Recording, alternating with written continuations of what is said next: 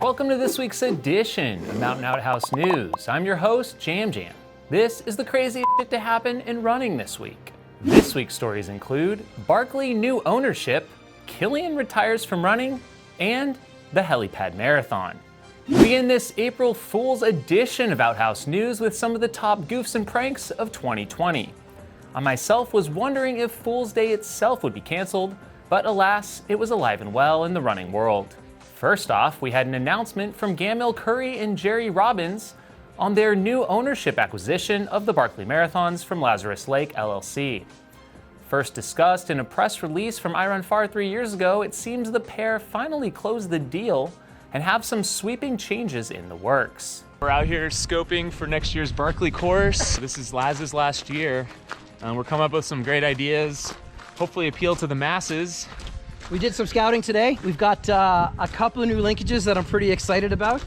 And we're talking about possibly extending the permit and allowing more runners into the race. So 40 is quite limiting, and there's over 1,000 people that apply. So our hope is that we can probably increase that tenfold and really grow this into the race it needs to become. Well, Big Cove's not big enough to host more than 40 people, so that's always been the pinch point for this race. So we want to bring it to 400. And there's been funding established to develop Big Cove into a mini resort, which is kind of something the park has been looking at for, I think, the better part of 10 years. So it's exciting news. There's going to be a massive development happening in Frozen Head State Park. A lot of people are excited about it, and that's going to allow us to then bring the race to a new level with the number of people we can host on site. There's even potentially going to be a hotel apparently, so we'll see what comes of that. Something else that's changed, the prison has actually been rejuvenated, and they now host concerts there. So what we're looking to do is we're going to bring in live stadium seating, bandstand, and we'll be live streaming the entire event from there, create quite the festival atmosphere. A revenue stream that we're looking to tap into is charging spectators for the race. So nobody will be allowed in the park without paying a head tax, if you will. But that will also include some homemade moonshine from the Kelly family, who live just across the street from Frozen Head State Park. So it's not like you're not getting anything for your $30 charge to come in and view the event live. Not sure about you, but I think this is some bullshit, and the Barkley will never be the same. Count me out. On the nutrition front, Goo has not just a new flavor, but a whole new zero-calorie formula that is sure to appeal to those looking to enjoy a gel without all those pesky calories.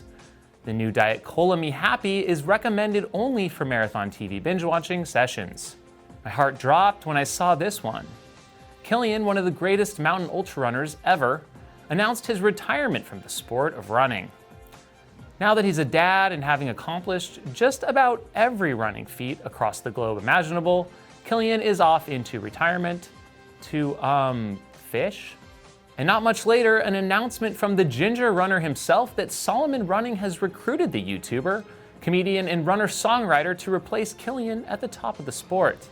Thankfully, Kilian's legacy will be honored and intact. Congrats, Ethan. Okay, now that the real news is handled, let's get on to the rest of the show. I couldn't resist jumping in on the short course marathon bandwagon myself, decided for a rooftop helipad marathon. I did so on a 27-meter course contained within a 30-foot by 30-foot concrete pad. So after 5 hours, 55 minutes, I had completed the required 1,563 laps and was declared the winner of the inaugural Helipad Marathon. Nothing has been quite as thrilling, let me tell you. Actually, it was quite nauseating and dizzying in the first couple hours, but after some time, I just got used to it. Hey, if you're enjoying this week's show, please drop a like on the video and comment below your favorite story of the week and why. With the Barkley Marathons canceled this year, entrant Andy Pearson of Southern California decided to tackle an FKT-style effort of a double backbone trail. Dubbed Back to Backbone, he would have run a total of 136 miles point to point across the Santa Monica Mountains and back. He set out on his journey, and unbeknownst to him, parks within the Santa Monica Mountains began closing mid-run. By the time he hit Malibu Creek, he encountered a sign that said the Backbone Trail was now closed. He had no choice but to turn around and head home, still making it a 48-mile day in 11 hours, but far from his intended goal. There won't be any rim-to-rim-to-rims anytime soon. Grand Canyon National Park is officially closed for the foreseeable future. Yes, the big ditch is done for now, taken out by this crazy illness 2019 situation.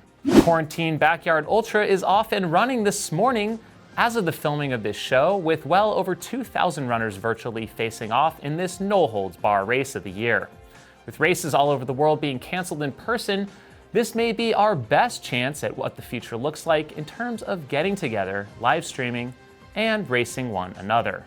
I'm writing this after Loop 1, which I'm also participating in, and it looks like we have quite a showing from around the globe. Courtney DeWalter, Maggie Guterl, Michael Wardy and Harvey Lewis, Pete Kostelnick, Joe Fijis, and more. Wow.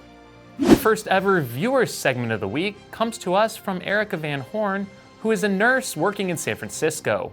Let's go check in with her now. Hi Jim. My name's Erica. I'm a nurse, and while I'm still having to go to work 3 nights a week, I'm still running, and I wanted to show you where I am. I'm in San Francisco. This is the East Bay behind me. And while I am still running, it's all cement now as opposed to trails, but it's still great and it's still pretty hilly. Thank you for still putting out your show, and I really look forward to watching it. Bye. Glad you're still getting out on the trails, Erica, and thank you so much for sending in your clip. In other viewer news from last week's show comments, we go first to Domdo180. Italy bans jogging is fake news. We in Lombardy are allowed within a 200-meter radius. In some regions, it is more. In some, it is banned altogether. Police are trying to clamp down on it, though, and convince people to stay at home all day. I was stopped and questioned yesterday after challenging me on the text of the new law, my distance from home, and the fact that if everyone would be outside running and so forth, finally, they let me go. Sarah Hansel checks in. FKTs on the East Coast are quickly becoming limited. My planned attempt at SCAR this past weekend was canceled when they shut down the entire Smokies. Then my backup plan of the Georgia Loop was canceled the morning of when they shut down the AT, the BMT, and the DRT on Friday. My plan C of Black Mountain was canceled when they shut down most of the state parks in North Carolina. I can only assume they will not recognize FKTs on the trails that are supposed to be closed. That's a great point, Sarah. I do think that will be something for Buzz Burrell and Peter Backwin to weigh in on, and I hope they would DQ FKT attempts done during closures. If you want to submit a video to be included in next week's viewer segment, please check out the Submit News Story section at mountainoutpost.com. Send in a video. So I think this is real, but a Stop Gym sign was seen out in the wild, posted by PPB Traffic Division on Twitter. After holding out for so long, the cancellations have now hit the Golden Trail World Series. They have just announced Zegama, which was to be held in May, would be canceled due to health risks for volunteers, runners, crews, and more.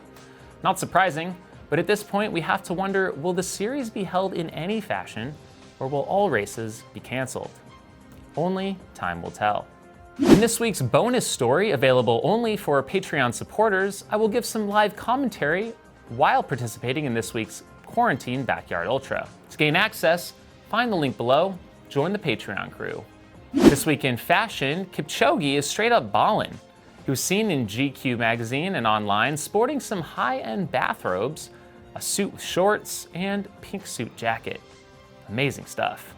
Claire Gallagher this week reminds us that the phrase used by so many each summer for the oldest and arguably most historic 100-miler in the world, the Western States 100, hashtag see you in squaw, includes an offensive term. Yeah, the word squaw is actually a derogatory term amongst Native Americans.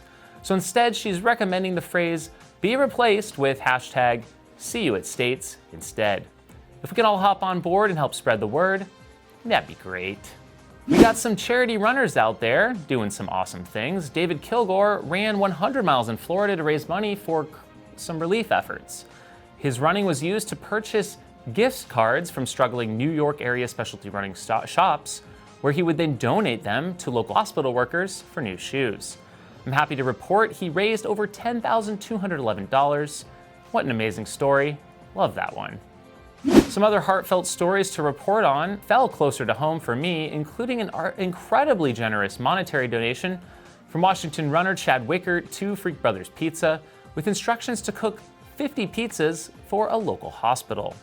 Also, I love what's happening with Aravaipa Strong virtual race. We had a runner reach out wanting to donate one entry to a runner in need. We announced there was a spot available and up for grabs. And soon, many more donations rolled in. Aravaipa is now matching donated entries up to the first 50, meaning we hope to provide up to 100 free virtual race entries with shirt, bib, medal, and everything to all those who can't afford it or really need this right now. Super cool. Thanks for tuning in to episode 189 of Outhouse News. Be sure to subscribe to get the latest episode. If you'd like to support the show, please join Steep Life Media on Patreon, where you'll enjoy bonus content each week right from me for as little as $2 a month. We want to mention by name our $25 level supporters and up. At the $100 level, Terry Rashid. At the $50 level, Squirrels Nut Butter, Brian Sands, Mark Grabowski, Renee Feint, Peter and Patty Curry, Martin Tower of Dendra Natural Health, Travis Longcar, Johnny, and the Twisted Fork Ultra out of Park City, as well as our $25 level supporters, Bluebird Running Company, Sean Trujillo, Carrie Savage, Casey Carter, and Jeff Holbrook. Finally, if you'd like to own this week's pair of Jam Jam sunglasses, check out the link below. Have a shitty week.